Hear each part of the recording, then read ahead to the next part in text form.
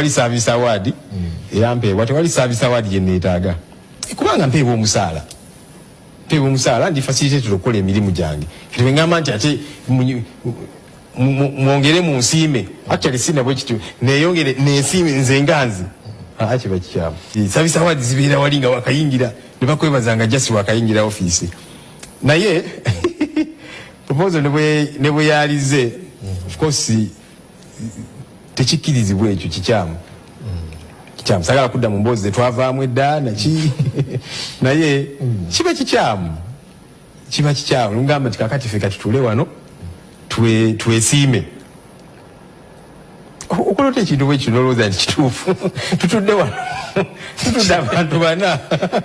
tukanye kakati tugenda kwesiima omuntu mulala oba oliawo yalina okusiima ate n'ekirala oyogedde ku budget bateeka mu budget omanyi nti twabuuza bannaffe abo tatugamba ensonga tuziteeseko mu paalamenti era ne bigaana omuntu yenna kuba mubali bagamba nti omanyi kakati ebintu bino biyisibwa mu paalamenti muba muliwa temusoma ne ŋŋamba